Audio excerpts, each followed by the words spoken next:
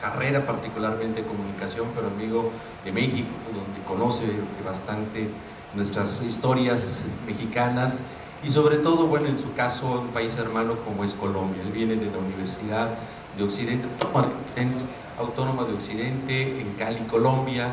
Entonces, parte de lo que hoy vamos a ir viendo, pues es dos aspectos o tres que tienen que ver con su trayectoria como académico, pero también seguramente su visión que hay hoy de América del Sur, que para nosotros tan lejana pareciera ser, pero que en muchas cosas, pues en las aulas, en las discusiones, en los comentarios, solemos atender a autores de origen chileno, argentino, brasileño, colombiano, peruano, etcétera, etcétera. Entonces, para nosotros es un gusto, Álvaro, perdón porque lo tuteé, pero tenemos la fortuna de tener esa condición. Lamento que no esté nuestro director porque está en una reunión ahorita viendo fondos para la facultad, entonces eso es importante. Entonces es un gusto que estés con nosotros y que hayas hecho esta trayectoria tan azarosa y circunstancial para llegar aquí desde Cali a Bogotá, Ciudad de México, Mexicali, que le llevó día y medio poder estar por acá. Bienvenido. Voy a leer algunos rasgos de su historia de vida porque, bueno, me parece que es interesante tener un contexto. Uno de sus primeras formaciones es la psicología en la Universidad del Valle de Cali, después hace un magíster en administración educativa, además tiene la carrera de la abogacía, eso también es significado interesante, como decía yo, es el director de la Facultad de Comunicación Social de la Universidad Autónoma de Occidente, es presidente actualmente de la Federación Latinoamericana de Facultades de Comunicación Social en su segundo periodo. La Federación de Facultades de Comunicación Social agrupa 22 países, o sea, prácticamente toda América Latina la preside el doctor Álvaro Rojas. Es profesor de la Autónoma de Occidente, como ya decía, en las materias de asignatura del aprendizaje, hábitos de estudio, técnicas de investigación. Ha publicado un libro que se llama Guía Preparación para los Trabajos de Investigación, aquí vamos a aprovechar en esa parte, Aprender para la Vida, Potencializaciones del Aprendizaje, y tiene varias distinciones en las cuales yo subrayaría el reconocimiento de la Gobernación del Valle de Cauca, Medalla al Mérito Periodístico, el reconocimiento de la Alcaldía de Santiago de Cali a la Medalla del Mérito Cívico, la Orden de Santiago de Cali por parte del Consejo de Santiago de Cali, la condecoración del Orden Mérito a la Democracia, mención de reconocimiento del doctor Álvaro Rojas otorgada por el Congreso de la República de Colombia y, bueno, reconocimientos de la Nación Colombiana, de Facultades de Comunicación, AFACO. Este es el personaje que hoy tenemos aquí con nosotros, acompañándonos en la Facultad de Ciencias Humanas. Y bueno, agradezco a todos los que ya hoy se fueron integrando a esta sesión y que nos acompañan, esta posibilidad de tener un diálogo. Voy a generar algunas preguntas contextuales simplemente de su trayectoria, de su experiencia, y después pues los invitaría a que por favor nos acompañaran haciendo algunas preguntas interesantes sobre qué ven ustedes hoy día en el campo de las ciencias sociales. Álvaro, bueno, nuevamente gracias por estar aquí con nosotros.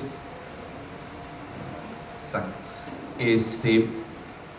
Parte de lo que me parece que nos puede ser interesante es cómo desde la psicología te mueves a la comunicación, porque aquí pareciera, o a veces nos parece, que son compartimientos estancos, que no hay una relación. Hace un momento platicábamos con algunas colegas de psicólogas que, bueno, tenemos afinidades, por supuesto, y diferencias, naturalmente, pero ¿cómo te fuiste acercando desde la psicología a la comunicación, Álvaro?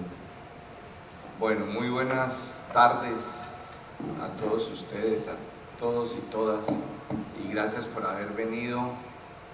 Como dijo Manuel, le quiero agradecer porque él se le ocurrió esa idea y yo le dije que sí, pero yo me he dado cuenta hasta dónde tenía que viajar, pero qué dicha conocer otro aspecto de México que no lo conocía y que pues, he venido mucho a México por circunstancias del mismo FELAFAX, pero pues hacia otras regiones como Guadalajara, el DF, estuve rico en Cancún, estuve en Acapulco, estuve en Taxco, estuve en Cuernavaca y todas estas, pero hacia este lado pues no, lo más cercano le decía que en Phoenix había estado por otro lado, por Arizona, que estuvimos haciendo unos convenios con esa Universidad de Arizona y entonces empecé a ver el desierto, pues lo vi desde el avión y veo que es mucho más grande de lo que yo me imaginaba.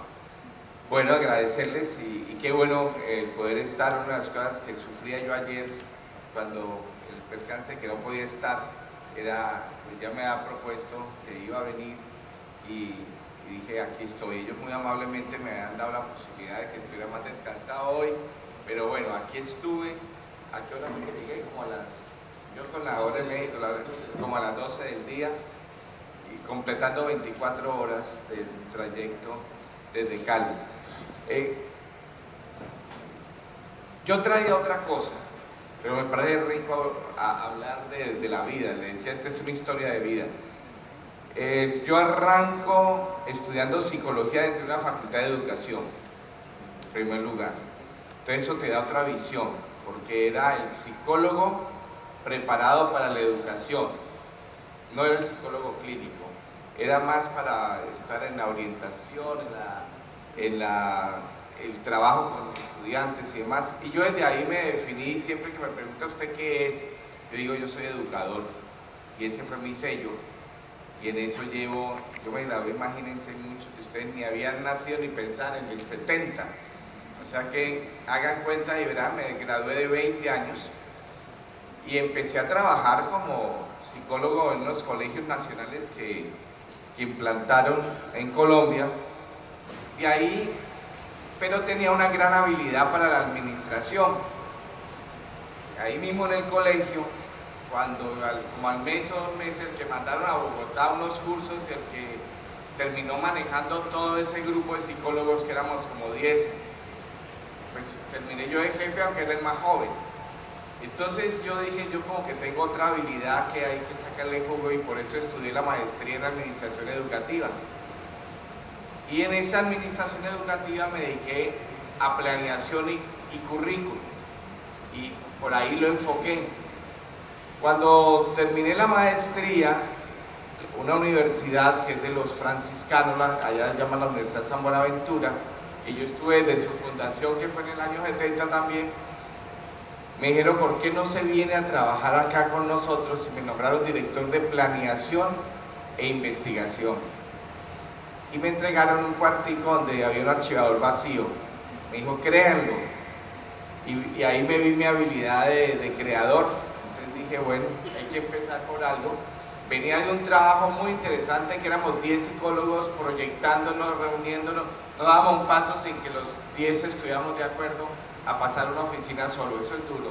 De pronto pasar de un colectivo a lo que yo piense, eso es. Y de ahí, empezando, para que tengan, el rector dijo que planeación era el asesor directo de la rectoría. Entonces todo papel debía pasar por mis manos. Lógicamente los decanos eran mucho mayores que yo. Entonces, en ese trabajo, yo que terminé coordinando decanos, yo trabajé con esa universidad 15 años, dijimos hay que abrir otras cosas, y a planeación se le ocurrió, y yo fundé una facultad de arquitectura. Ay, ¿ustedes sí? Sí. Y yo me encontré como la formulita, me reunía con siempre un grupito de 2, 3 arquitectos, yo sabía de currículum, yo los oía, les armaba la malla, recorría el país con mi mallita, lo exponía, me daban duro que eso no era, y empecé a hacer transformaciones. El sistema resultó, y después fundé un programa de ingeniería de sistemas, igual forma. Pero ustedes saben que en las comunidades religiosas cambian los rectores y cambian a la gente, y al cambiar ellos, el nuevo no les gustó y dijo que iba a ser una sanidad económica con la universidad, y sacó un decreto ilegal, pero lo sacó, de que todo el que tuviera 15 años debía salir de la universidad, y entre los de 15 años era yo. Entonces ahí salí, y el rector de mi universidad había sido mi profesor de psicología, él también es psicólogo y es rector, y lleva como 40 años. Entonces él ya me llama, él me había hecho el seguimiento y me dice, Álvaro, ¿por qué no viene a trabajar conmigo? Yo le dije, no, ya había estudiado Derecho. Entonces yo tenía una idea de Independencia Grita, Y yo dije, no, voy a formar es una clínica de familia, que lo que la psicología no puede arreglar, el derecho lo separa. Y tenía todo montado. Entonces él me dice, pero Álvaro, usted que estaba en la educación, que sabe las cosas del ministerio, que ha sido capacitador en todo Colombia, en esto, ¿qué te vas a poner parado? Me pintó un panorama tan triste. Yo paraba en una oficina a ver qué cliente me llegaba, que me dejó pensando, me dijo, ¿por qué no viene a trabajar conmigo? En ese momento la Autónoma era una universidad de la tercera opción, de la cuarta opción, era en un colegio viejo, pero él con mucha visión también dijo, vamos a construir una universidad, y no le aumentamos el sueldo, pero vamos a construir una universidad, y nos convenció a todos en eso. Por eso lo lindo del trabajo con la... Se llama Autónoma, Universidad Autónoma, porque en Colombia fue el tiempo de los 80, de la autonomía universitaria, pero no somos parientes, somos autónomos, porque hay Autónoma de Occidente, Autónoma de Bucaramanga, Autónoma de Colombia, Autónoma del Caribe, y la gente piensa que es una sola congregación, y no, cada uno es independiente. Y él me dijo, y me nombra asesor académico del rector. Y dije, ¿y eso qué es? Venga a trabajar conmigo. Y yo dije, bueno, pero por 6 meses nomás. Acabo de cumplir 29 años de trabajar con él. Entonces él me sacó como al tercer día, que yo estaba desesperado, que yo decía, bueno, ¿qué es lo que voy a hacer? Me sacó un libro, me dice, mira Álvaro, veo que usted ha fundado facultades, tengo un libro que se llama, yo digo el libro gordo de Petete, que decía un programa de comunicación social periodismo, y estaba aprobado por el ministerio. Me dijo, yo quiero que usted arme ese programa. Eso fue el 15 de febrero, del 2 de abril le he abierto el programa de comunicación social.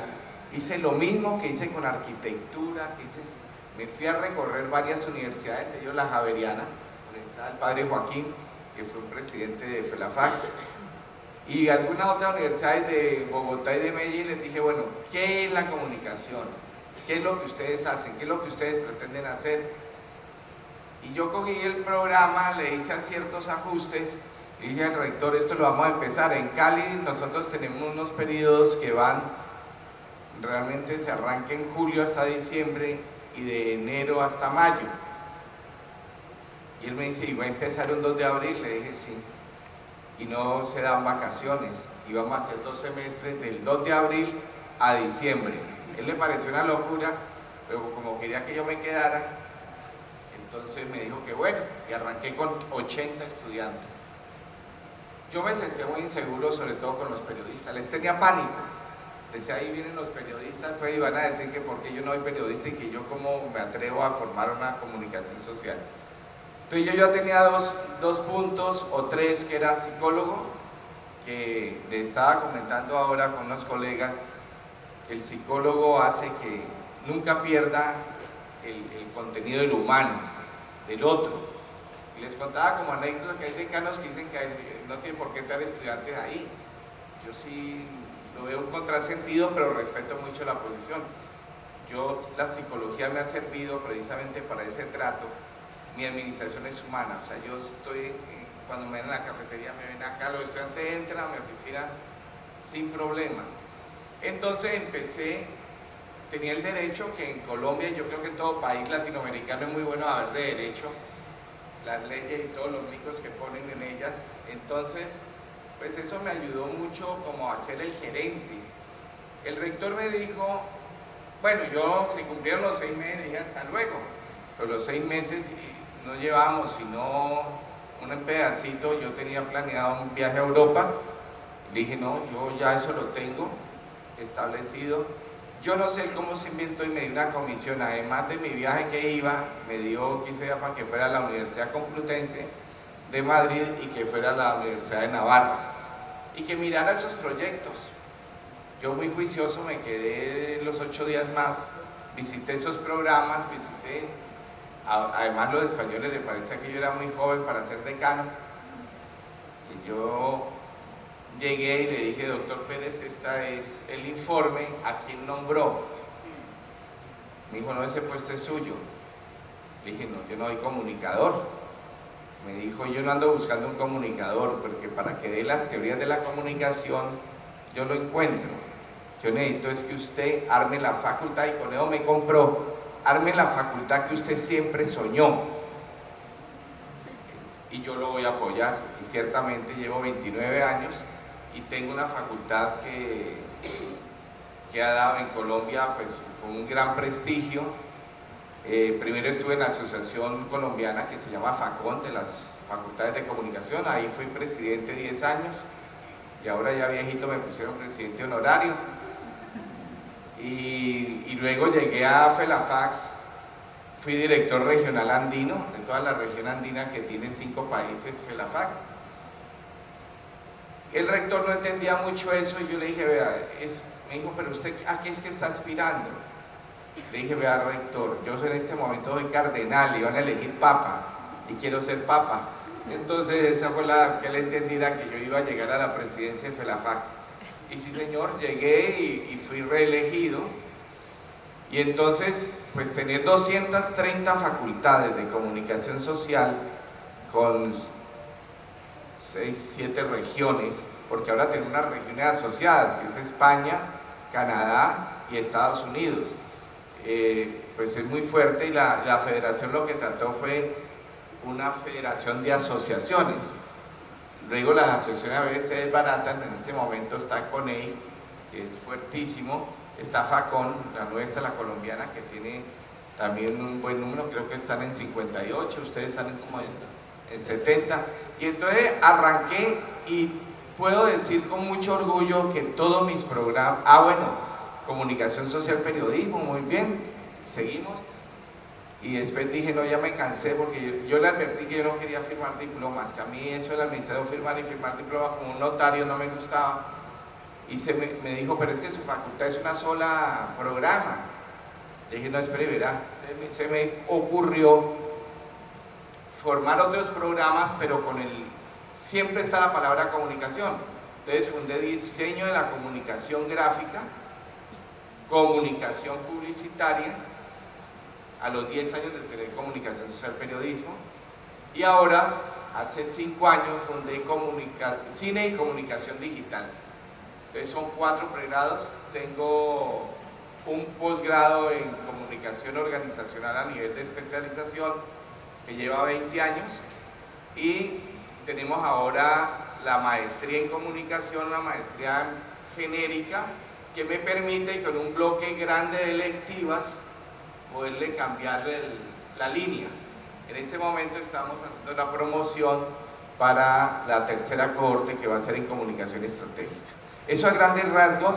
Tengo 2000 estudiantes, 58 profesores de tiempo completo, 6 secretarias, tengo 100 y pico de profesores, hora cátedra, y bueno, es de ser la última en la autónoma hoy en día, es la primera con ingeniería que tiene 11 programas, pero en estudiantes estamos más o menos parejos. Eso es más o menos a grandes rasgos. Oye, Álvaro, en este panorama que pones, una de las cosas que seguramente está en la mente de quienes están aquí, profesores y alumnos, es cuáles son las características que tienen estas regiones en términos, vamos, Brasil se le puede reconocer por cierto énfasis en alguna área, Colombia, pero ¿qué nos puedes hablar al respecto desde tu perspectiva de presidente FELAFAX? ¿Qué les podrías decir a los estudiantes que en algún momento dado se quieran ir de movilidad?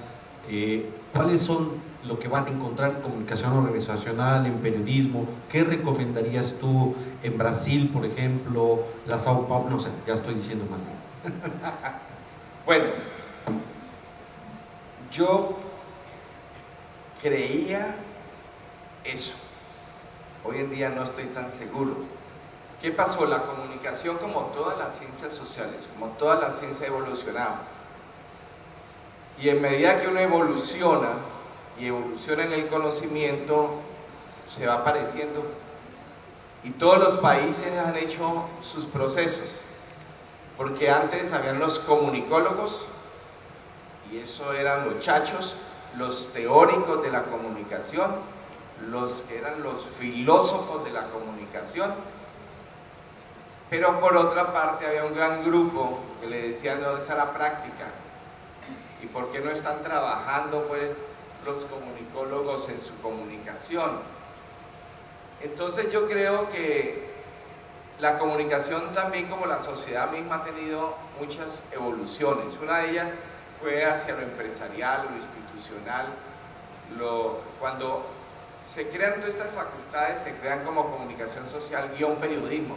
Por lo menos en Colombia era necesario el guión periodismo para que le dieran la tarjeta de periodista. Ya hoy en día en Colombia se abolió lo de la tarjeta, o las facultades o los programas se siguieron llamando comunicación social, guión periodismo. ¿Por qué? Porque el periodismo era lo que marcaba.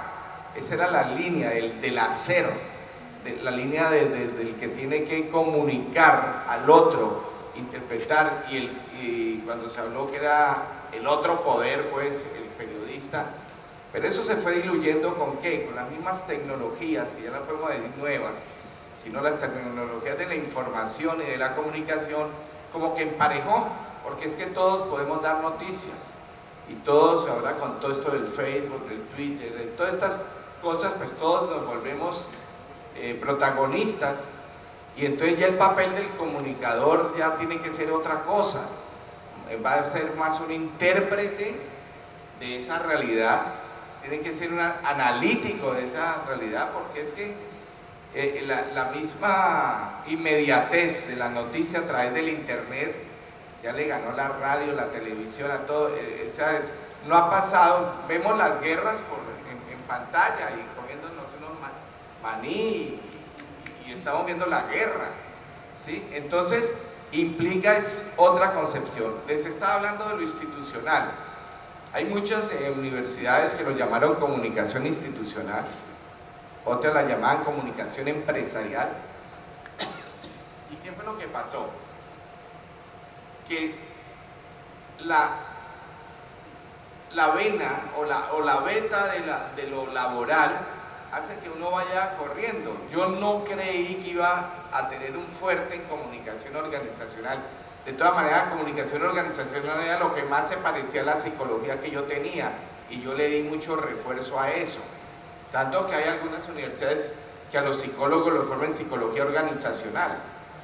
Pero entonces, resulta que cuando yo saco los primeros estudiantes, y el 90% me los pide la empresa, digo, la formación curricular hay que cambiarla. Porque yo le estoy dando una fortaleza grande hacia un área, y resulta que el mercado me está pidiendo otra cosa. Bueno, ahí vienen todas las discusiones, que uno no debe estar reportando al mercado, que uno tiene que formar un profesional, pero en definitiva, los estudiantes, que después son los futuros profesionales, su enfoque está en qué me voy a ganar la vida. Entonces, yo acuñé el término, dije no, la especialización la voy a poner, por eso la puse. La gente se quedó aterrada porque habíamos acabado 2 promociones de pregrado cuando yo arranqué con posgrado, y dije tiene que ser organizacional, porque toda organización, ya sea ONG, ya sea del gobierno, ya sea privada, pública o privada, va a necesitar todas estas comunicaciones internas y las externas. Y con una gran fortaleza que yo mismo me aterré, llevo 20 años sacando promociones y sigue teniendo un gran campo.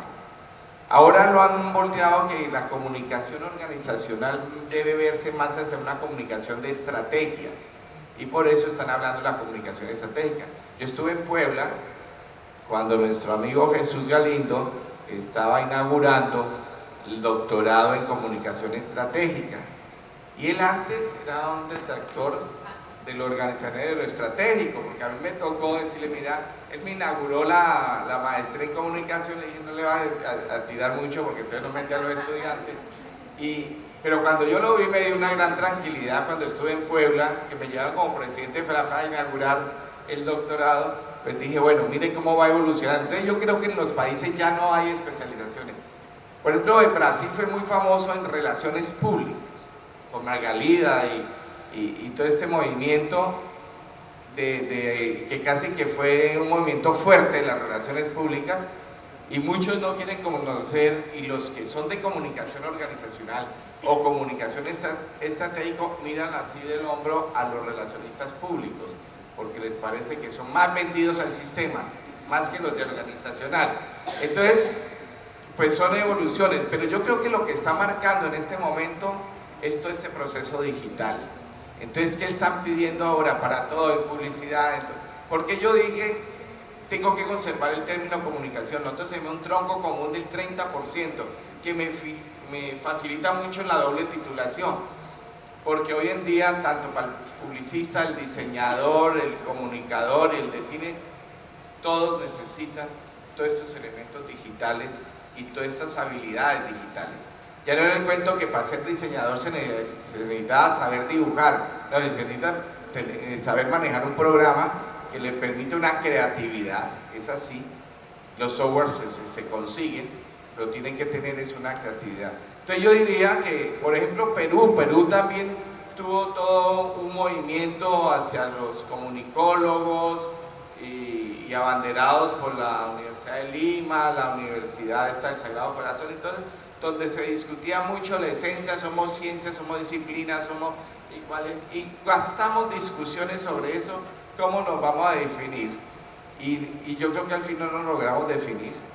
Entonces, yo creo que lo importante es mirar hacia dónde está yendo, y yo no descarto que porque yo sé digital, yo no sé periodismo. Yo no estoy de acuerdo que los organizacionales no sepan de periodismo, porque esa va a ser la base para que ellos puedan trabajar. La investigación es otra gran rama que se ha quedado, donde ahí sí se mueven como peces en el agua los teóricos, en el sentido de investigar, de profundizar. Ahora se está haciendo mucho el trabajo con los estudiantes en lo que llaman, en Colombia por ejemplo, llamamos los semilleros de investigación. Entonces esos semilleros son 12, 14 estudiantes voluntarios que le siguen la corriente al profesor con idea y hacen investigación, y ese va a ser el futuro investigador, y que esa es otra línea fuerte que yo creo que también es necesaria, porque irá nutriendo y le va dando ese bagaje. Siempre nos hemos preocupado entre la disciplina como su sustento teórico y la práctica, cómo pueden trabajar. Tenemos que darle herramientas para trabajar. En este espacio que hoy nos comentas, Álvaro, desde tu perspectiva, entonces, bueno, hay una relativa homogeneidad en términos o condiciones constantes en casi todos los países por la comunicación. ¿Cuáles son los retos entonces para un cientista social que se acerca al campo de la comunicación? No siempre provienen de la disciplina de la comunicación, eso parece que posiblemente estés de acuerdo. Hay sociólogos, hay antropólogos, hoy día... Martín Barbero no es comunicador. Eso es interesante que lo sepan porque lo leen mucho. Y es el papá de toda la teoría de la comunicación. O sea, nacen como caen todas las ciencias, nacen de la filosofía. Hay mucho literato que termina de la literatura, pasa a la comunicación, de los psicólogos, o sea, comunicación. Una anécdota, cuando yo llegué a FACOM, que a la Asociación Colombiana, yo fui el número 12, hoy son 58, yo tenía un gran temor que me iban a decir, este psicólogo, porque estaba dirigiendo la Facultad de Comunicación. Me encontré que todos los decanos colegas, uno era abogado, el otro era arquitecto, el otro era ingeniero industrial, el otro era filósofo, y resulta que yo no me encontraba los comunicadores.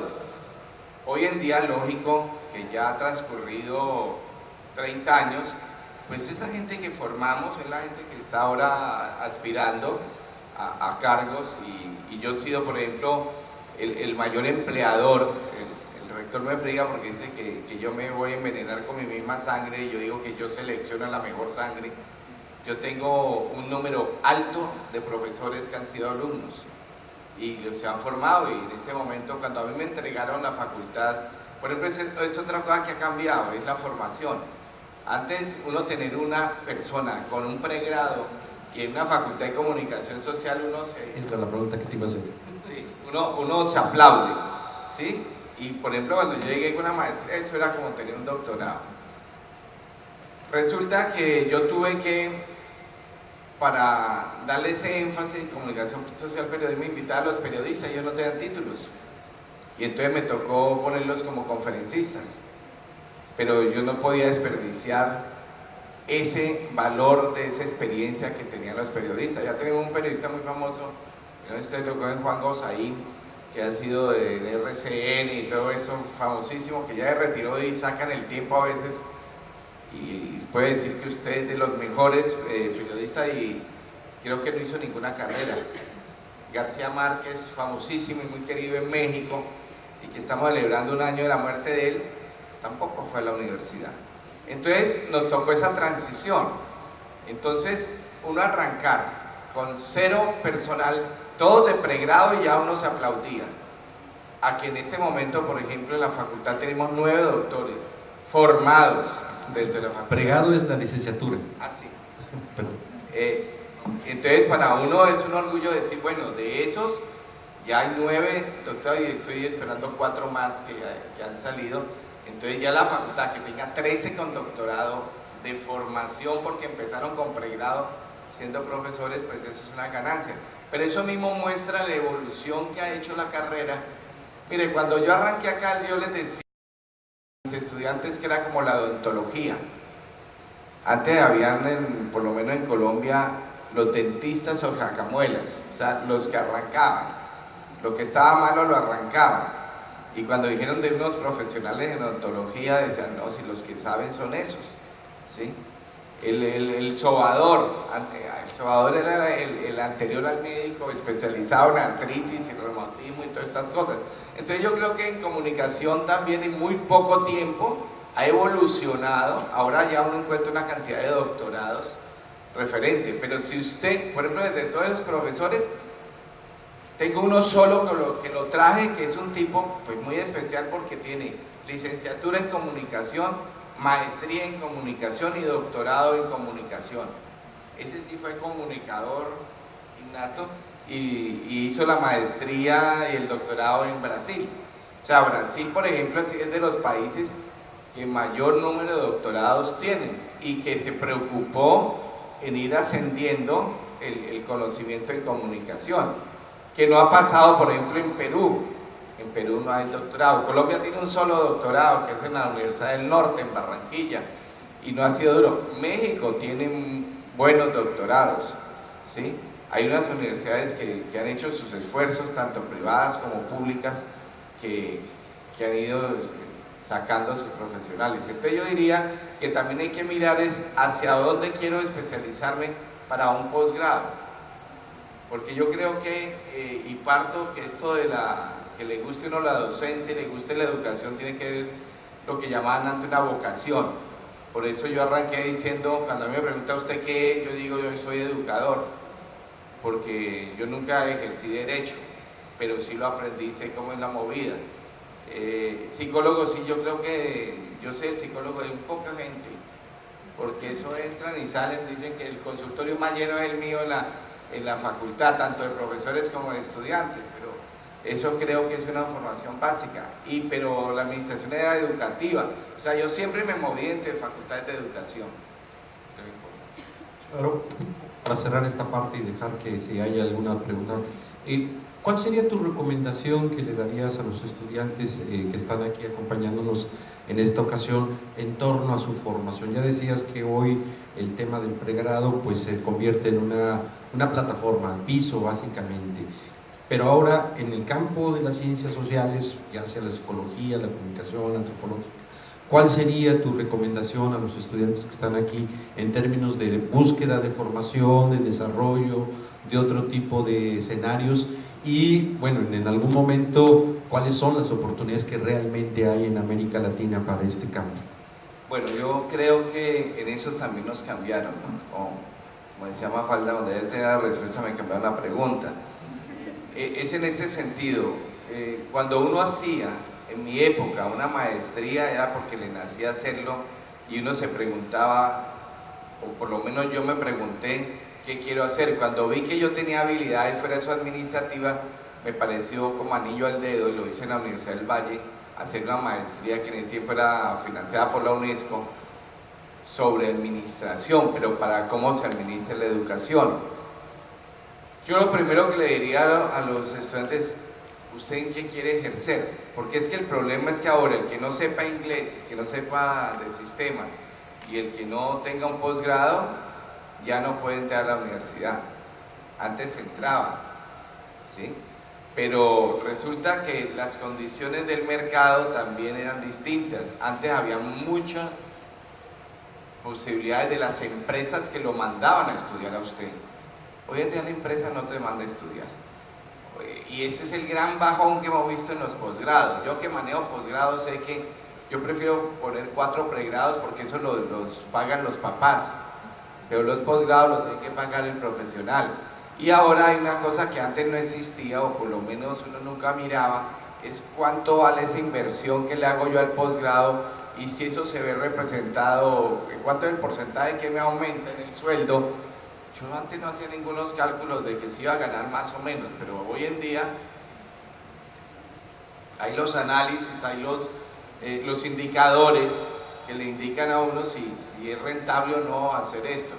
Por ejemplo, en Colombia el comunicador está en un promedio, y tú me vas a ayudar a transferirlo en dólares, de $1,5 millones, son como unos $500, sí, 500, $600.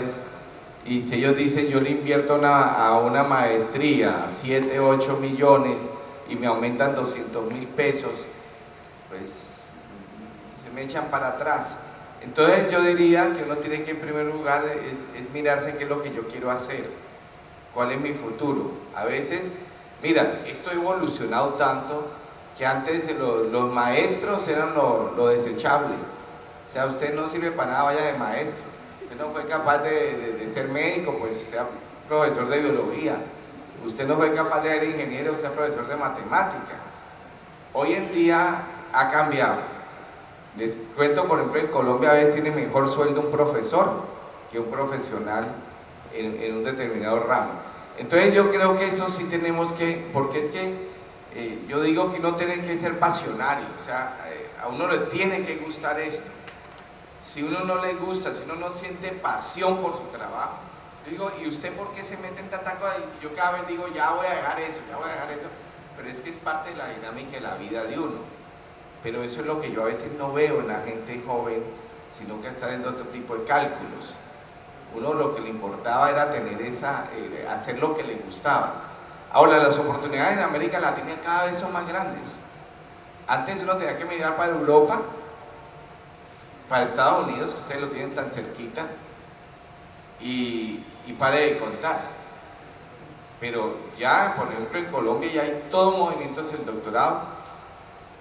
Sé que, por ejemplo, Ecuador, el gobierno ecuatoriano está pagando lo que sea porque allá cogió, cuando estos gobiernos son más duros, simplemente les dio 5 años. El que no tenga mínimo maestría en las universidades tiene que salir, y la universidad que no tenga un porcentaje con maestría y doctorado la cierran.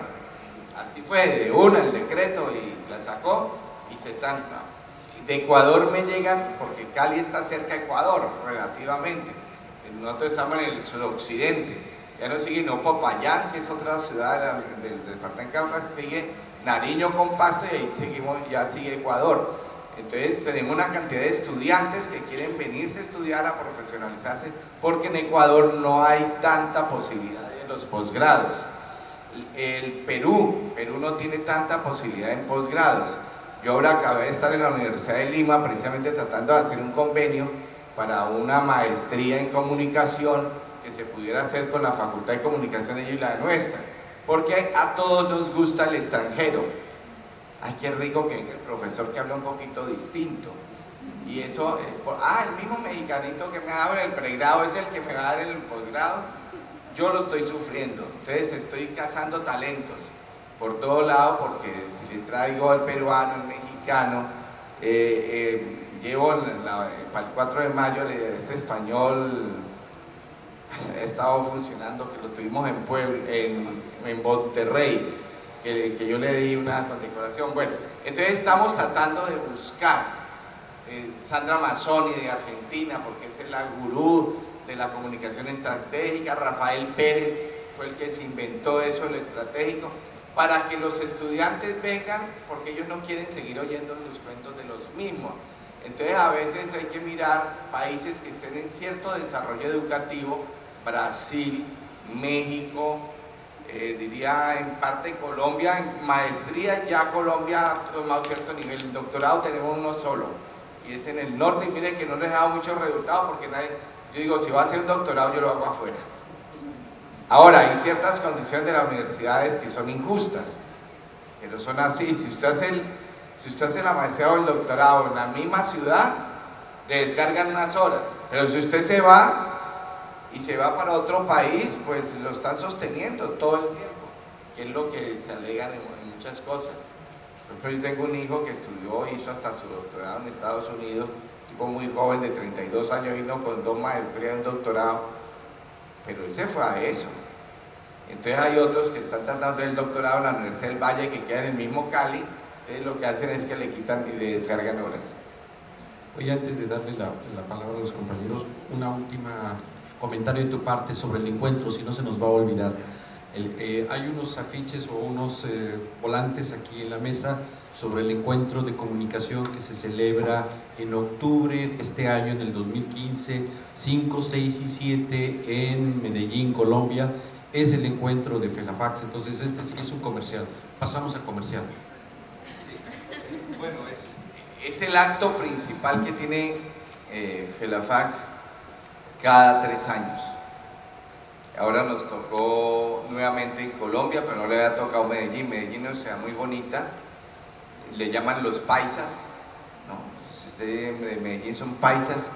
Es con la Universidad de Antioquia, que es una universidad pública, y con la Asociación Colombiana de Facultades de Comunicación, AFACON. Es un encuentro que va a ser de 3 días, donde pues ahí he dejado los volantes de algunos, donde su temática es bien rara, porque miren que los teóricos inventan cosas bien raras. Dice: convergencias comunicativas, mutaciones de la cultura y del poder. No me empiecen a preguntar porque yo esto no sé. Y tienen a 3 chachos que los traen. Se trató de invitar gente distinta, ¿no? Ahí me llegó una comunicación de Eli que no lo metieron. Bueno, eje temático 1 es la cultura entre medios y mediaciones. A mí se me acuerda de Martín Barbero. El tema 2 es los cambiantes escenarios del poder. Y el eje 3 es transformaciones en el ámbito académico. Y por la tarde, estas conferencias son en las primeras horas de la mañana. En la segunda parte de la mañana se hacen unos paneles, que ahí están. A Jesús Galindo no es así, ¿no? Usted que lo conoce, ellos porque le tinturaron el pelo. Yo con Jesús me encontré en Ecuador, que estaba en la CESPAL, y entonces le dije: mira tu retrato. Y le dije: ¿dónde lo va a? Le dije: yo no sé, eso debieron teñirle el pelo a usted, porque así no es usted. Y hay unos panelistas, dentro de ellos está José Carlos Lozano, que es un mexicano muy reconocido en las metodologías, y él fue director regional de México, tipo muy conocido y muy querido. Están una serie de panelistas también. Viene la conferencia, sobre el eje de esa conferencia hay un panel, y por la tarde hay unas mesas, talleres, donde tuvimos un muy buen número de conferencias. 687 fueron para realmente escoger ¿cuántas son? Como 120, 160, o sea, como 500. Estamos viendo la medida de ver si esas también se publican, pues porque es un público, pero quedamos muy bien nosotros de que hubieran tantas ponencias y tanta gente queriendo participar. De verdad que si pueden ir, el viaje es un poco largo, pero de todas maneras Medellín es una ciudad muy bonita, ellos son muy acogedores. Dicen que los paisas son muy queridos de visita, pero usted no vaya a ir a trabajar donde ellos porque no les gusta. El trabajo es para ellos, Muy bien. Bueno, vamos a pasar a esta otra parte. Por ahí están ya circulando, gracias Tania, los volantes con relación a esto. A esta sección de las preguntas hacia nuestro visitante en esta ocasión de parte del público. ¿Preguntas? ¿Cómo quedó muy claro? No todos, por favor. Sí, Lucy. Sí. Una curiosidad, porque en el ámbito latinoamericano les he platicado a mis alumnos que hay ciertas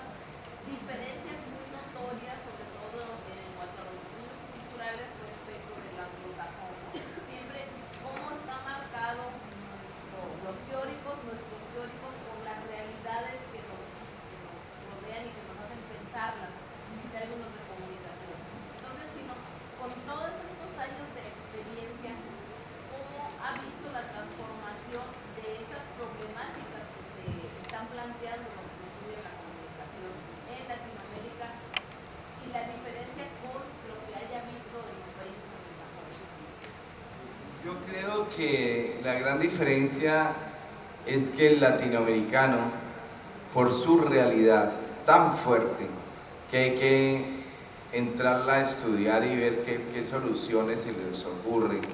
Además que los comunicadores han estado muy atravesados por la sociología, pues hizo más lo que llamamos en Colombia es como la carreta, ¿no? Todo ese cuento teórico y todas las reflexiones teóricas que son muy válidas, pero que no me llevaban a soluciones pragmáticas. Yo creo que el anglosajón, por su misma idiosincrasia, por su misma economía, por su misma historia, por sus mismas condiciones de vida, ellos son muy pragmáticos, es el hacer. Y vamos a mirar, y de ellos todo este adelanto tecnológico y todas estas miradas de esto. Aunque ya encontramos latinoamericanos hablando de estas temáticas modernas, digamos así, de lo que se está viendo en este momento. Pero antiguamente no se veía. Yo creo que de 5 años para atrás o 10 años para atrás es que han empezado también los teóricos a ver que la realidad era otra también de la comunicación y que nos estaban saliendo de las manos porque entonces ya todo el mundo se metía y resulta que no resolvemos. Pues yo creo que es un parte de la idiosincrasia de nosotros, de nuestra realidad socioeconómica, de que ha sido muy dolorosa para muchos, yo diría para casi toda Latinoamérica, cada uno con su tragedia. Y la otra, una sociedad que aunque tiene sus loquitos, pero que es más culturalmente y sobre todo, yo diría económicamente más solvente, ¿no? De esto yo rescataría algunos españoles y algunos franceses que han sido muy interesados en todas estas temáticas también teóricas.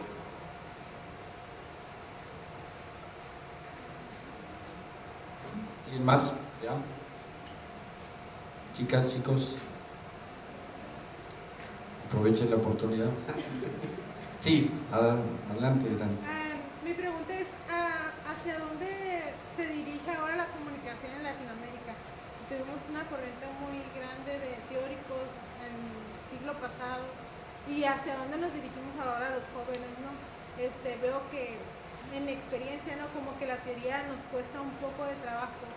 ¿Qué sigue para nosotros? ¿Cuáles son los nuevos teóricos? A ver, es que yo creo que todos los extremos son malos, ¿sí? Yo creo que los teóricos, los aportes que han hecho, no tendríamos la comunicación que tenemos, aunque no se vean en primera instancia, porque es que estamos dados a que los resultados sean para mañana.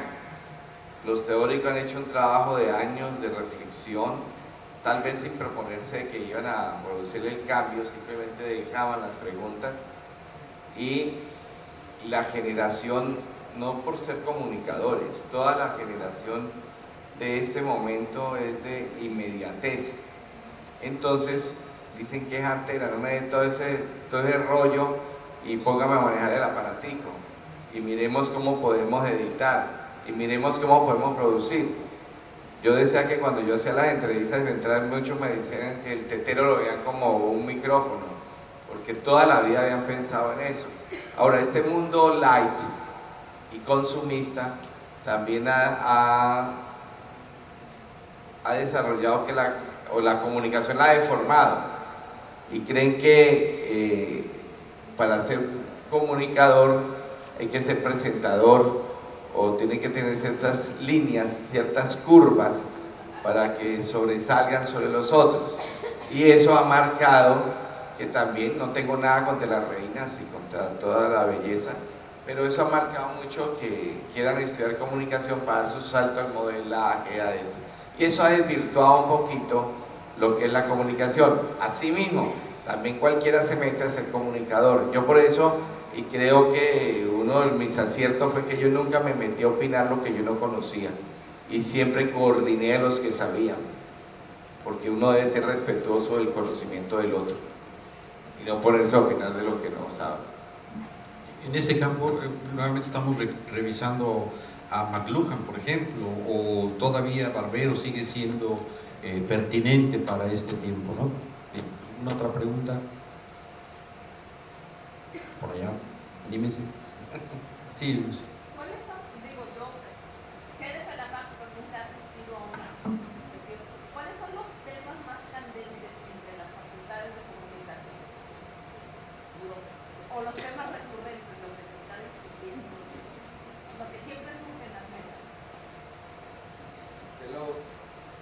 sucede con el Congreso.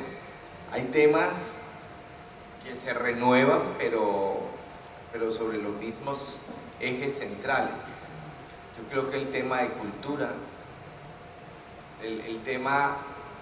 yo creo que un tema que hoy tiene que preguntarnos por esta misma inmediatez de la información es lo transnacional. Yo creo que las barreras, las fronteras se están superando. Los problemas son latinos, los problemas son del mundo. Entonces, yo creo que ya hemos pasado de marcar fronteras a decir, bueno, ¿qué nos interesa? ¿Qué nos sirve? Ahora, vemos también que con ciertos gobiernos, pues cada vez a veces la misma libertad de prensa, pues es la primera que se ve que le dan el machetazo, ¿sí? Y usted ha visto que en varios países ha ido pasando leyes que precisamente lo que hacen es amordazar para mirar de campo el periodismo, pero entonces los mismos comunicadores, por ejemplo, nosotros cuando estuvimos en el Congreso, yo fuiste al de Cuba, allá tuvimos un compañero de ustedes que por hablar de internet y hablar de todas estas cosas, casi lo sacan pues a, ¿cómo se llama él? Es mexicano, Octavio Isla. Entonces, pues bueno, ahora los tiempos cambian, ahora Castro le saluda con Obama y todo el mundo está feliz. Pero en esencia yo creo que los problemas no se han resuelto, por eso es que se vuelven recurrentes. Y yo creo que los jóvenes llegarán también, no todos, pero sí, porque a veces es más fácil llegar a la fama por otro camino, ¿sí? Y se puede lograr y a lo mejor hasta mejores salarios. Entonces, pero yo creo que siempre va a haber gente que va a estar recurriendo a esas problemáticas y siempre va a haber gente, sobre todo en la universidad, hay gente que está pensando y que le está doliendo, que le está diciendo la situación no toda puede ser tan light de que es lo nuevo en la ropa para irlo a comprar. Entonces las situaciones son muy fuertes. ¿Sí? ¿Alguna otro comentario? Sí, por favor, adelante. Mi pregunta es más que nada, ¿cómo percibe a las facultades de comunicación aquí en México? Porque, como menciona, en el país se ha desprestigiado lamentablemente mucho al comunicador, y se estudia comunicación y la gente no lo toma muy en serio. Pero ¿en qué ámbitos o en qué sectores ve que existe más posibilidad de crecimiento en el país, aquí en México, para nosotros? Porque nosotros pensamos, ok, vamos a salir de la escuela, pero ¿y ahora a dónde nos podemos encaminar? Creo que es lo que más nos preocupa, a dónde vamos y qué podemos desarrollar. Bueno, yo no soy experto mexicano, pero lo que pasa es que FELAFAC, su relación es con el CONEI. El CONEI, por ser la asociación mexicana y por ser el país que mayor número de facultades tiene, por eso México es una región. Las otras, usted mira la región América Central, la región del Caribe, la región andina, con 5 países grandes, Colombia, Ecuador, Perú, Venezuela, Bolivia, Cono Sur. Brasil esperamos que muy pronto lo podamos recuperar. Entonces la imagen que tiene FELAFAC es que México es el mejor por el CONEI, porque es que CONEI, según entiendo, tú me corriges, su mismo estar allí ya es una selección, están los mejores, están los acreditados, o sea, no es que cualquiera, porque me hablaban de que la otra vez oí en Monterrey que hay como 1000 y pico de facultades, entonces claro, hay las de garaje y las de no garaje, así decimos nosotros en Colombia cuando son universidades que crean en una casa, pero en CONEI están las universidades más selectas, son los únicos que tienen un directorio anual de investigaciones. Entonces, lo que yo conozco de México es lo mejor, es la flor, es lo seleccionado. Lógicamente, 678, no sé cuántos en el CONEI, y hay 1000 y pico de universidades, quiere decir que hay 920 muy malas, o no muy malas, por lo menos no han logrado esa categoría para poder entrar. Y según les oí a los amigos del CONEI, ellos no están interesados en que eso se masifique. Por ejemplo, en Colombia, mientras yo estuve presidente, yo tuve ese criterio de que hiciéramos la selección previa, no todo el mundo. Los actuales directivos piensan en el número. Ya vamos en 58 de 70, pero son criterios. Pero si tú me preguntas en este momento, con ella es la más seria de toda, porque es que las asociaciones se están fragmentando en América Latina. No queda, mira, asociaciones había con él y con México. Estaba estos de Puerto Rico, tenían una asociación, los de República Dominicana, esas dos asociaciones están medio muertas, o por lo menos no sé. Sigue la de Colombia, que AFACON tiene 58 facultades. Bolivia se conserva, son como 18, pero ellos, ahí están. Está después Perú, está en una crisis en este momento grande. AFACON se están dividiendo, simplemente porque a veces se cambia de ciudad a la presidencia y con eso se resquebraja la asociación. Por ejemplo, Ecuador, yo traté de formar la asociación como 10 veces y no había llegado a Colombia cuando se había desbaratado, dependiendo si el presidente salía de Guayaquil o de Quito. Entonces, pues no se podía. Por ejemplo, Chile ha sido imposible. ¿Por qué? Porque ellos son muy radicales. Ha habido mucha pelea entre la universidad pública y la privada. Es respetable, pero a veces los de la pública, por ejemplo, creo que pasa en Chile y en Bolivia a mí me tocó siendo director regional que al fin la pública aceptara a las privadas. En Venezuela hay 4 de las 20, pero pues ¿qué podemos esperar de Venezuela como está? ¿Qué libertad va a haber para la comunicación? Entonces, pues en Argentina, por ejemplo, hay 2 asociaciones. Y ahí están tratando y se está tratando de mirar si FELAFAC puede recibir las 2, pero los otros dicen que no porque ellos son los fundadores, FADECOS, y entonces en cada país hay una problemática. Brasil, ¿por qué desaparece? No fue que peleara con FELAFAC, sino que desapareció la asociación nacional. Cambiaron el esquema, ellos ya tienen más asociaciones por temática. Hay la asociación de relacionistas públicos, hay la asociación de comunicadores y desarrollo, hay... ¿ya? Entonces uno tiene que estar, España por ejemplo, España acogimos, creo que hay en este momento 12 facultades, ya se hicieron la asociación, va a haber por primera vez una asociación española integrada a FELAFAC. Entonces en Estados Unidos tienen otro sistema de asociación, que es la de más personal, ellos pueden tener 5.000 personas, pero es personas, no facultades como lo que se pretende en FELAFAC. Entonces es más o menos da una radiografía de lo que son las asociaciones y son las facultades. ¿Qué ha hecho FELAFAC? Admitir las facultades. Ecuador tengo en este momento, creo que son 12 facultades. Bueno, si no quieren ser asociados entre ellos. Y en Perú vamos a tener que dirimir porque Perú se está resquebrajando. Los de Lima quieren armar una, el resto distinto. Y es un pesar porque Lima fue... Es decir, Perú fue la que más jugo le sacó a FELAFAC. Entonces, casi siempre los dueños tienen unos intereses financieros, unos intereses políticos, y pues yo no puedo ponerme a sacar toda la basura que hay de esa familia y ellos me están pagando el sueldo, pues tampoco es lógico. Yo diría, uno ser muy honesto con su trabajo, poder decir yo voy a dar mi forma y mi capacidad de lo que yo sé, y si ese trabajo no les gusta, pues sí que toca a usted decidir si sigue o tiene una posición de que no, yo mejor busco otra cosa. Por eso yo creo que ha resultado tanto la comunicación organizacional, porque es una cosa que pueden hacer dentro de las empresas en pequeños núcleos y que deben ser de periodismo, porque es que también a veces se confunde la comunicación con los instrumentos de la comunicación. Entonces lo organizacional se confundía con repartir los tintos en los cócteles, con las relaciones públicas, o se confunden con las carteleras. No, eso es un instrumento. Yo no digo que las carteleras sean malas, pero no puede ceñirse que la comunicación es eso. Yo creo que la comunicación debe llevar a un cambio de pensamiento, a una transformación de los seres que conforman esa comunidad.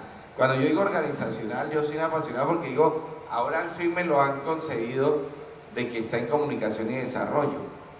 porque es que desarrollo no solamente en la pobreza, desarrollo también está en la riqueza. O sea, ¿cuál es mi papel que yo puedo influir y puedo lograr el cambio? Es que si yo no lo logro, es que yo como educador logro es eso, un cambio en las personas. Pero lo primero que tengo que dar es testimonio, que es lo que nos pasa en todas las organizaciones. Si no hay testimonio, no hay nada. Pero pues eso sí era una pregunta difícil, yo. Muy freireano tu pensamiento de comunicación al respecto. Bien, ¿algún otro comentario, alguna otra pregunta? ¿Algo que quieran aprovechar? Sí, por favor, adelante. Se vale repetir las veces que quieras. Esta ya es un poco más personal. Usted ya ha hecho pues, muchas cosas, pero ¿qué sigue para usted? ¿Cuál es su próxima meta? Ese es más difícil. Eso me está preguntando hace rato. Te puedo decir que es más difícil. Bueno, no sé, yo creo que ya es irme a descansar. Yo creo que sí. Me estoy preparando, por lo menos mentalmente. Yo creo que ya cumplo 6 años de presidente, creo que es justo, equitativo y necesario. Me están diciendo que no, que haga la propuesta de los 2 añitos, pero realmente pues yo he vivido mi trabajo con alegría y con pasión. Pero pues también tengo que darme cuenta de que los años aumentan y que pues hay generaciones que vienen. Es que mire, cuando uno dura tanto en un puesto hay mucha gente frustrada. ¿Cuántos me hubieran querido ser decanos? Yo llevo 29 años, pero puedo mostrar una obra. A veces la gente se opone al continuismo. Esta es una universidad privada donde yo estoy y soy reelegido cada 2 años, la política. Si usted no sirvió, lo sacaron a los 2 años. Pero si usted está dando resultados, a usted lo han dejado. Pero el haberme dado la oportunidad de 29 años, yo puedo mostrar unas fortalezas, haber sacado programas, haber sacado... Le cuento una infidencia que yo no sé, tal vez Manuel no lo sabe.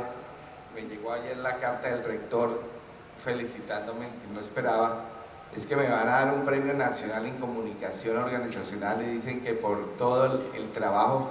Y mire, me lo van a dar en Medellín, donde yo no he trabajado, donde yo no soy paisa, y me mandaron la carta el día antes de venirme, en el cual me van a dar un homenaje que hacen de comunicación, creo que es comunicación organizacional o algo así, porque dice que yo puse el tema en las organizaciones en boca no solamente de mi facultad, sino de Colombia y en FELAFAX, tanto que a mí me decían, usted es el representante de lo organizacional. Yo nunca fui representante, pero yo era el que decía, bueno, eso también existe, que no era muy querida por los teóricos en su momento. Ya hoy en día, y yo la maticé con comunicación y desarrollo, pero eso quiere decir que cuando a uno le empieza a dar reconocimiento es porque le están diciendo hasta luego. Bien, ¿algún otro comentario? Por favor, sí, adelante. Nosotros como estudiantes, ¿qué podemos encontrar en el área de comunicación social cuando vamos a estudiar, por ejemplo, un doctorado, una maestría a Colombia? ¿Qué interés ve usted en los jóvenes que estudian comunicación social en Colombia? ¿Qué interés tienen por investigar el cine, la comunicación visual? ¿Para dónde van los jóvenes en Colombia? ¿Qué nosotros podemos encontrar si nosotros vamos a estudiar para allá? Estamos buscando un convenio con la Autónoma de Occidente. Sí, estamos buscando el convenio. Una de las finalidades de mi viaje es ese, de que ustedes tengan la oportunidad y que pueda haber un intercambio tanto de estudiantes nuestros aquí como de ustedes allá. A ver, yo no me caso con una sola. En Colombia hay muy buenos audiovisuales, hay muy buenos teóricos, hay muy buenos organizacionales. ¿Qué es lo que yo quiero hacer? Y cómo busco la alternativa. Si tú te metes y miras posgrados en Colombia, te vas a encontrar de todo, de todo. Hay universidades, en Colombia hay la acreditación, que es ese certificado de calidad que da el gobierno, es nacional. Y yo digo, yo soy de calidad, entonces yo presente esto y uno presenta, le mandan unos evaluadores que lo llaman pares. Usted mire las universidades acreditadas. Por ejemplo, la universidad mía es acreditada. Mis 3 programas acreditables son acreditados. En comunicación social voy a cumplir, tengo 20 años de acreditación continua. O sea, le estoy marcando de que ese es un ente del gobierno que lo está mirando desde fuera y vienen evaluadores de otra parte. Entonces uno tiene que fijarse en primer lugar en esa escala. En Colombia la acreditación es de las cosas más serias que ha habido, tanto que lo han llamado para otros países, porque de verdad no se ha logrado que eso se politice, no se ha logrado, siempre son los académicos, y se ha luchado por eso, que sean los académicos los que miren, ¿no? Entonces yo le diría que si a ti te gustan los audiovisuales, pues miremos qué universidades tienen ese fuerte del audiovisual dentro de sus planes de estudio. Si a ti te gusta lo organizacional, mira a ver cuáles son esas. ¿Sí? Yo te puedo decir una universidad la Pontificia Bolivariana en Medellín. Ellos arrancaron con lo organizacional en Colombia. ¿Sí? ¿Por qué? Porque es que donde van a ir ustedes en Medellín es una zona muy industrial, muy de producción. Entonces donde la industria, donde lo empresarial era muy fuerte. Entonces ahí nace lo organizacional. ¿Ya? Entonces, ¿qué es lo que tú quieres? Entonces, por ejemplo, decir, no, es que yo, las teorías sí, hay por ejemplo los posgrados, la Javeriana tiene uno en comunicación y cultura, la del Valle tuvo uno, pero lo terminaron. Y miremos cuáles de esas tienen una maestría. Doctorado no hay sino uno, que es la Universidad del Norte, y le ha costado una gran lucha porque son grupos muy pequeños, de 5 o 6 personas. Para sostener. ¿Sí? ¿Alguno más? Bueno, si no lo viera, a la 1, a las 2. Muchas gracias, llevamos ya 1 hora, un poquito más contigo charlando. Nos da mucho gusto que hayas tenido no solamente la posibilidad de estar y compartir, sino además tu humor, cosa que me parece que ayuda a que veamos a una persona de tu trayectoria y de tu categoría en el término como presidente de FELAFAX, a un hombre que la comunicación le ha venido de vida, no por la formación, me parece. Bueno, muchas gracias, demos un aplauso a nuestro invitado. Muchas gracias a todos.